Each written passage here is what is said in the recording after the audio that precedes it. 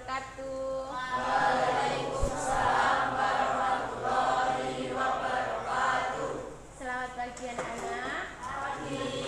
Bagaimana kabarnya hari ini?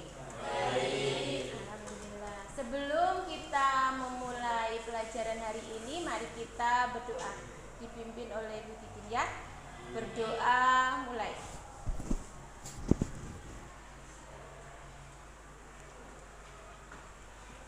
Selesai. Ada yang tidak masuk hari ini? Tidak ya. Semua masuk ya. Semua puasa hari ini? Alhamdulillah. Baiklah anak-anak, untuk hari ini Bu Titin akan memberikan materi tentang wawasan kebinekaan global. Kalian pernah dengar? Belum ya? Baiklah, untuk itu kalian perhatikan baik-baik. Hari ini saya akan membahas tentang topik 3, yaitu berdamai dengan diri. Oke, damai mulai dari diri. Bisa kita mulai? Oke. Jadi setelah kita mempelajari tentang topik berdamai dengan diri, kita akan mendapatkan itu capaian pembelajaran 2 poin tersebut, begitu ya. Selanjutnya ada pertanyaan pemantik untuk kalian. Yang pertama adalah, pernahkah Anda merasa malu tentang identitas diri Anda sehingga Anda perlu menyembunyikan identitas tersebut agar tidak diketahui orang lain? Pernah enggak? Tidak, karena saya cukup percaya diri dari lahir. Oh ya, bagus. Begitu ya. Muncul perasaan tersebut. Kalau ada enggak yang itu merasa malu dengan identitas diri sendiri? Tidak ada, berarti pertanyaan kedua aman ya? Oke. Apakah Anda merasa bebas dan merdeka menampilkan diri yang utuh di sekolah tanpa ada perasaan takut diperlakukan tidak baik karena identitas Anda? Ya. Apakah Anda merasa bebas? Jadi bebas ya? Ya, tidak ada rasa takut? Ya, baiklah. Melakukan permainan untuk memahami identitas diri sendiri itu namanya bermain identitasku. Bagaimana? Kalian mau bermain identitasku? Mau. Baiklah. Baiklah anak-anak, kita bermain identitasku. Yang pertama, permainan pertama adalah introvert dan ekstrovert. Kalian mengelompokkan diri sesuai dengan identitas kalian. Paham? Oke, ekstrovert kirinya Bu Titin, introvert kanannya Bu Titin. Silakan maju ke depan. Ayo. Introvert tertutup, ekstrovert terbuka. Terbuka. Banyak teman, lihat. Oke, sudah. Oke. Ekstrovert itu banyak teman, terbuka, seperti itu ya. Betul. Ekstrovert iya, banyak teman, suka nongkrong, itu ekstrovert. Sudah, yakin? Sebelah kiri. Sampai di sebelah kanan, oke. Semuanya ya, semuanya masjid ini, oke. SMA sebelah sana. SMA sini, SMK sana. SMA sini. SMA sini. SMA berapa anak SMA? 3. Oke, enggak apa-apa, cita-citanya ke SMK ya. Wah, rambutnya lurus sebelah sini. Yang berombak sebelah sana. Ayo. Lurus. Yang merasa rambutnya lurus sebelah sini, yang berombak sebelah sana. Bagaimana? Berbeda-beda. Oke. Kita lanjutkan. TikTok sini, Instagram sana. TikTok sini, Instagram sana. Instagram.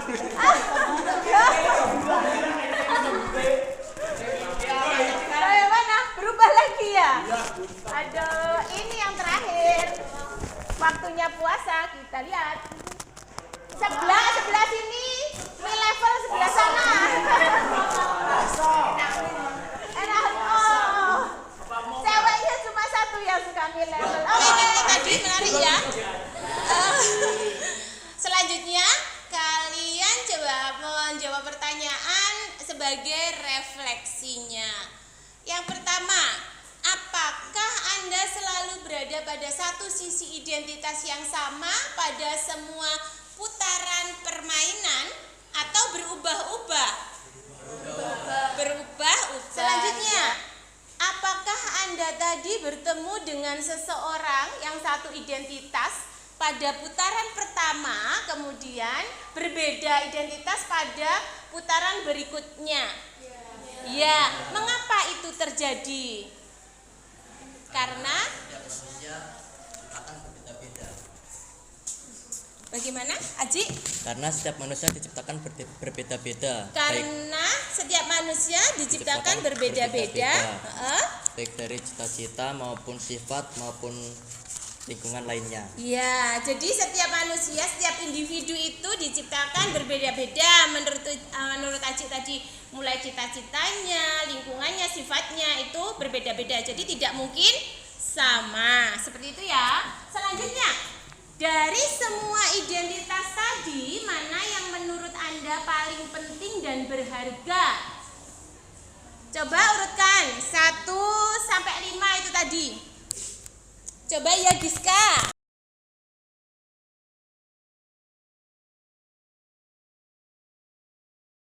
Mulai dari agama. Agama bagus ya, agama tempat ibadah tadi. Kemudian apa Giska? Sekolah. Ya, selanjutnya apa? Makanan. Mau malah makanan. Ya, kesukaannya apa? Selanjutnya Sosial media. sosial media, baru ciri-ciri fisik ya menurut Giska. Baik. Tidak apa-apa, setiap manusia berbeda-beda urutannya. Tetapi sebagian besar yang paling utama, yang nomor 1 itu adalah agama. Karena namanya kepercayaan itu kan hubungan kita sama Tuhan harus dinomor 1-kan. Oke. Perhatikan video YouTube berikut ini ya, anak-anak.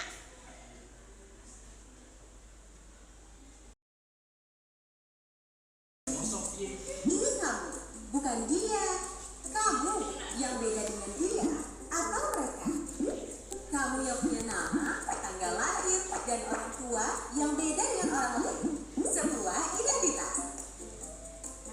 Kamu baru datang ke kampus, bertemu orang-orang dengan identitas berbeda. Kadang kamu penasaran, membandingkan satu sama lain, lalu mengelompokkan tiap orang. Bagaimana kamu akan melakukannya?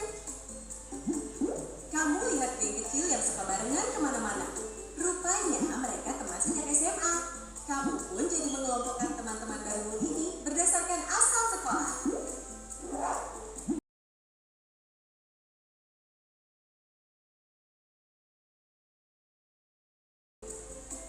Coba lihat baik-baik. Mungkin kita beda dalam satu identitas, tapi sama dalam identitas lain. Bahkan ketika mengelompokkan orang, kita sebenarnya mencari-cari persamaan identitas. Akhirnya kita perlu pahami bahwa beda itu hak asasi. Namun kita juga akan temukan semua orang punya satu identitas yang sama, insan Tuhan.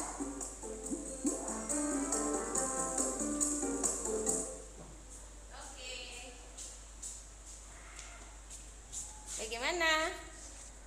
Sudah paham? Sudah mendapatkan poinnya?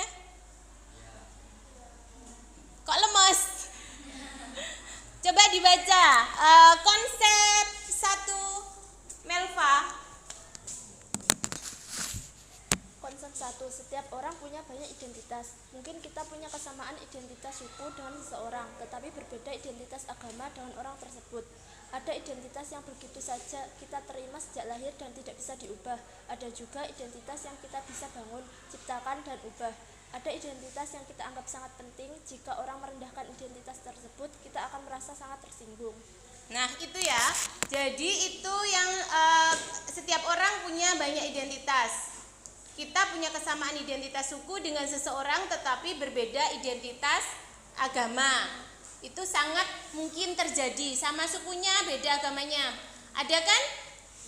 Meskipun kalian satu kelas sama suku, mungkin ada yang berbeda agama seperti itu. Tapi kalau kelas kita sama, mungkin kelas lain. Selanjutnya, identitas begitu saja kita terima sejak lahir. Ada identitas yang begitu saja kita terima sejak lahir dan tidak bisa diubah. Ada juga identitas yang kita bisa bangun, ciptakan dan bisa diubah. Itu tadi yang kelompok-kelompok sesuai komunitasnya masing-masing.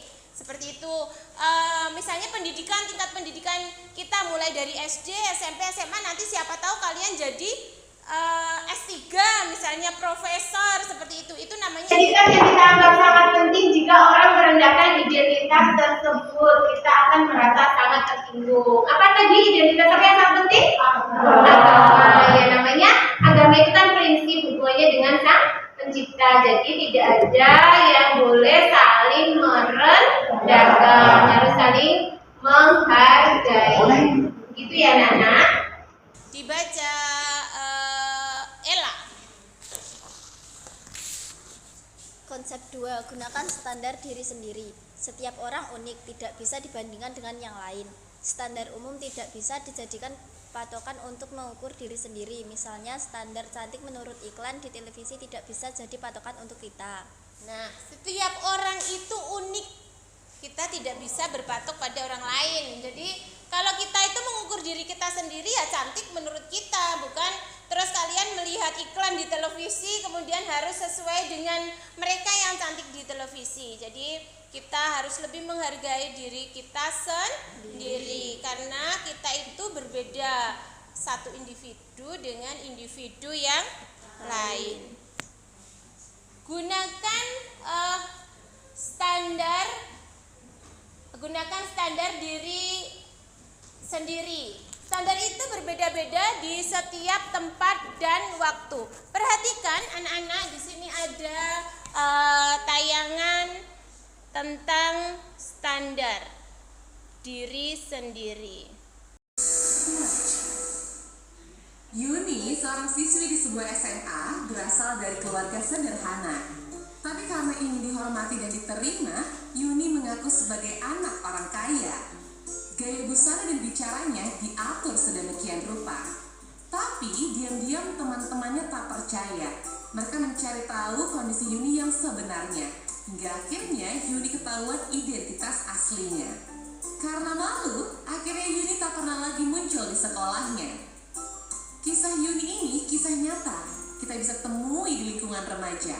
Rata-rata siswa hari ini merasa minder karena tidak memiliki apa yang orang lain miliki, baik itu fisik, prestasi, maupun sifat khusus.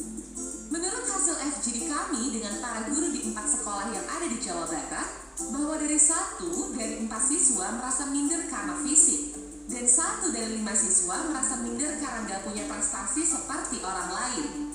Hasil survei online kami terhadap remaja menunjukkan mereka tak mau menerima diri agar diterima dan dihargai.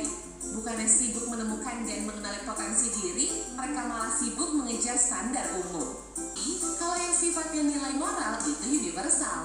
Sikap jujur di mana-mana dari dulu sampai nanti tetap dianggap baik dan keren. Jadi daripada ngejar standar cantik fisik, mending membangun inner beauty. Gak usah habisin waktu apalagi sampai menipu diri untuk terlihat sesuai standar fisik yang umum. Gak usah minder kelihatan di bawah orang lain atau sombong karena kelihatan lebih tinggi. Karena setiap orang unik dan gak bisa dibandingin. Kalaupun mau bikin standar dan membandingkan, buatlah standar tinggi buat dirimu sendiri. Bandingkan dirimu kemarin dengan dirimu hari ini. Apakah hari ini kamu lebih baik dari kemarin? Terus dorong dirimu sampai memenuhi standar best version of yourself. Ingat, kamu dilahirkan original. Kenapa harus mati sebagai kopian orang lain? Setelah kalian melihat video tayangan di YouTube, Standar itu berbeda-beda di setiap tempat dan waktu. Apa yang bisa kalian simpulkan atau kalian dapatkan? Bagaimana? Bahwa setiap manusia itu mempunyai standar diri sendiri. Tidak perlu bagaimana? Iya, bagus Aji. Tidak perlu meniru standar orang lain. Jadi yang terpenting dari tahun ke tahun, dari waktu ke waktu, setiap standar seseorang itu berubah-ubah. Seperti itu tadi, yang dulunya rambut keriting, laki-laki pakai celananya cutbre, pakai kumis ya. Sekarang kan seperti itu bukan standar orang yang tampan. Jadi berubah lagi. Lebih baik kita bagaimana? Yang lebih utama tidak perlu dari fisik yang kita bangun, tetapi inner beauty atau kecantikan dari dalam. Berupa apa? Sifat, attitude, moral, sopan santun, itu yang penting. Dan kita harus mempunyai standar sendiri. Kita harus mengupgrade diri sendiri, mempunyai standar sendiri. Yang mana standar yang kita buat itu harus lebih baik dari waktu ke waktu, agar nanti kita upgrade bukan downgrade. Begitu ya. Selanjutnya konsep ketiga, welas asih pada diri sendiri atau self compassion. Coba dibaca Nuhansa. Latihan mencintai. Konsep 3, welas asih pada diri. Ya keras. Latihan mencintai diri sendiri. Para ilmuwan mengidentifikasi 3 komponen dari mencintai diri sendiri yang beririsan baik dengan ajaran Buddha tradisional dan dapat berfungsi sebagai panduan untuk latihan kamu. Kebaikan diri, mengekspresikan cinta dan penerimaan terhadap diri sendiri.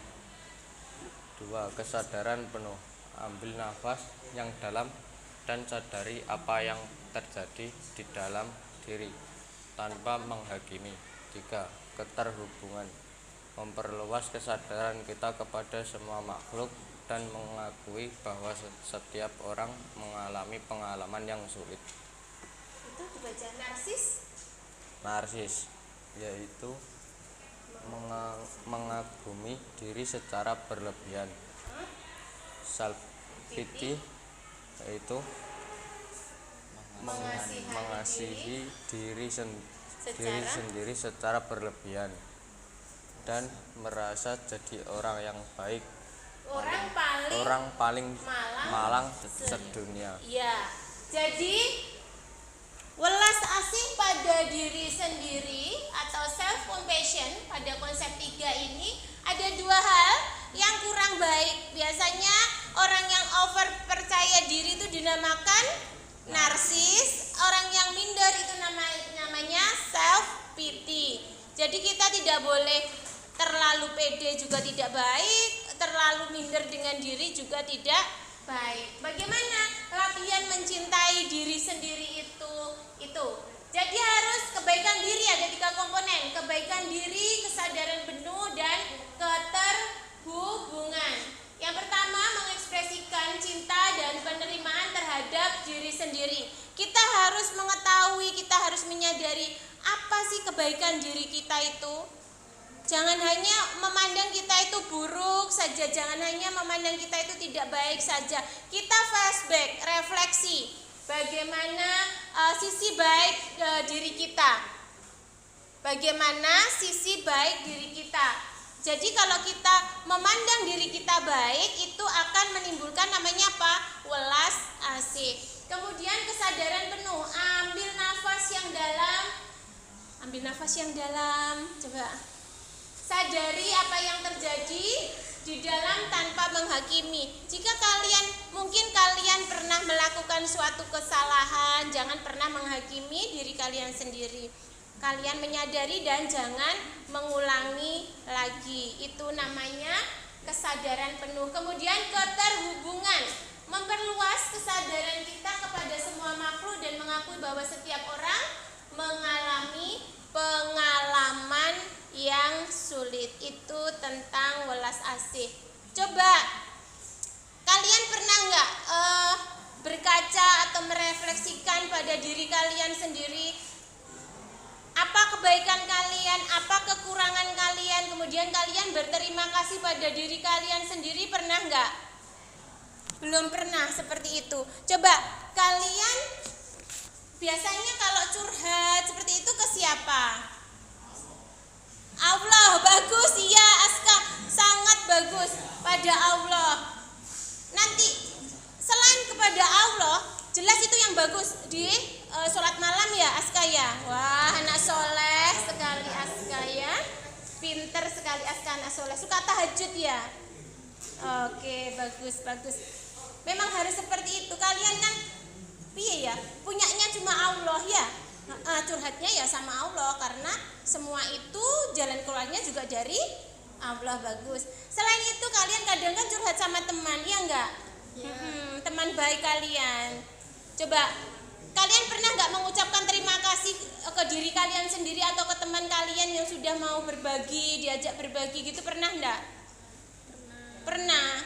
Kalau sekarang gimana kalian mengekspresikan rasa terima kasih kalian pada diri kalian? Coba sadari diri kalian itu bagaimana selama ini, mbok ombang ambingke, mbok jak nakal kadang, mbok jak berbuat salah mungkin, dan ternyata sekuat ini. Kalian berterima kasih coba pada diri kalian sendiri.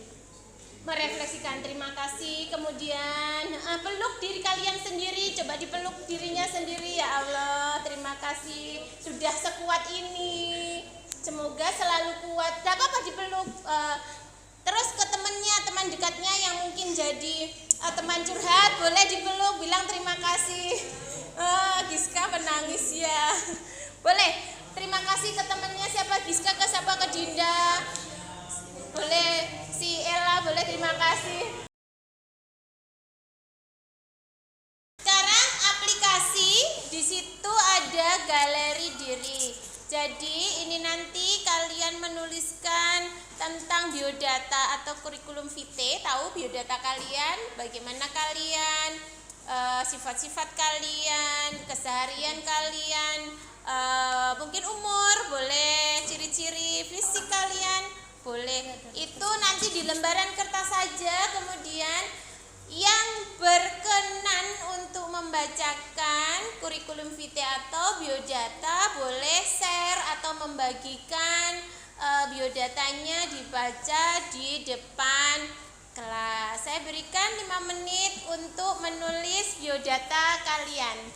Assalamualaikum warahmatullahi wabarakatuh. Waalaikumsalam warahmatullahi wabarakatuh. Saya di sini ingin membacakan biodata saya sendiri.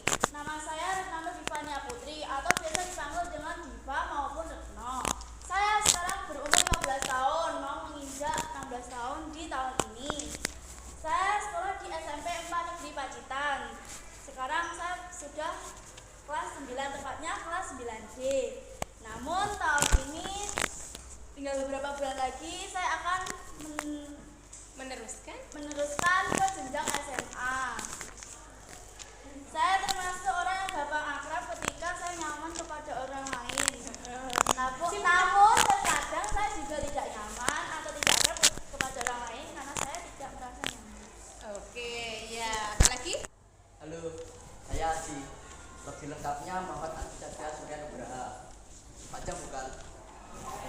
Ini bermulai ketika saya masih kecil dahulu saat saya lahir di Madiun. Saudara ayah saya dan ibu ayah saya sendiri menyarankan sebuah nama. Dan saudara ayah saya juga sangat banyak tentunya. Dan karena ayah saya tidak ingin melukai hati mereka, jadi yang merangkumnya saja dan memberikan itu kepada saya. Itulah sejarah singkat dari nama saya. Saya beragama Islam. Saya tinggal di Semanten. Dan saat SD saya di SD Pulau Singo dan pindah ke Semanten. SMP, saya ber-SMP di Negeri 4 Pacitan. Dan saya ingin melanjutkan langsung ke SMA 1 agar bisa langsung ke kuliah dan menjadi dokter, untuk melihat orang tua saya senang karena mereka sudah menginginkan itu dari sejak saya lahir. Terima kasih. Oke, terima kasih Aji.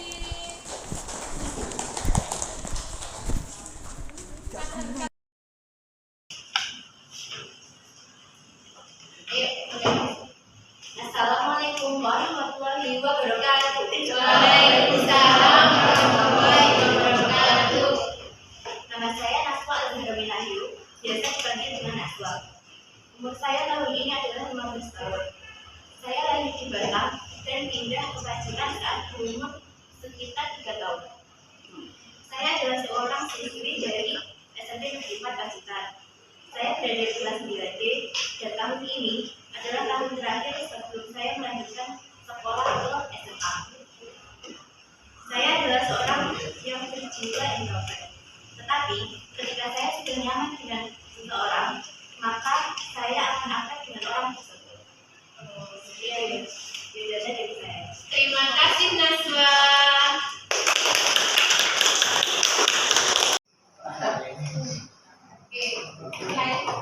Assalamualaikum warahmatullahi wabarakatuh. Waalaikumsalam warahmatullahi wabarakatuh. Perkenalkan, nama saya Dinda Evita Gaji, umur saya 15 tahun, saya tinggal di Pacitan, Jawa Timur. Jadi fisik saya berkulit manisan, saya juga punya hobi yaitu tari. Makanan yang saya tidak sukai yaitu kambing, saya jengkol, jambar. Saya termasuk orang yang ekstrovert, saya juga kenal pada teman-teman saya. Saya juga menyukai teman-teman yang seusia dengan saya. Terima kasih. Wassalamualaikum warahmatullahi wabarakatuh. Waalaikumsalam warahmatullahi wabarakatuh. Nah, itu tadi contoh beberapa teman kalian mempresentasikan tentang biodata. Masing-masing mempunyai biodata atau karakteristik individu yang berbeda-beda dan sangat unik tentunya ya. Nah, semoga dengan materi berdamai dengan diri, kalian akan lebih menghargai diri kalian sendiri, bangga terhadap diri sendiri, dan menghargai perbedaan dengan anak-anak. Demikian materi wawasan kebinekaan global tentang berdamai dengan diri. Dari sini kalian sudah mengetahui ya, kalau setiap manusia, setiap individu itu unik, berbeda satu dengan yang lain. Namun dengan keanekaragaman yang kalian punyai, perbedaan sifat yang kalian miliki, itu harus bukan menjadikan satu alasan untuk bullying, membeda-bedakan teman, tidak seperti itu. Tetapi ya kalian harus saling menghargai. Demikian. Terima kasih atas perhatian kalian. Terima kasih atas partisipasi kalian dalam mengikuti pembelajaran wawasan kebinekaan global. Saya rasa cukup untuk hari ini. Mari kita akhiri pembelajaran kita dengan membaca hamdalah bersama-sama.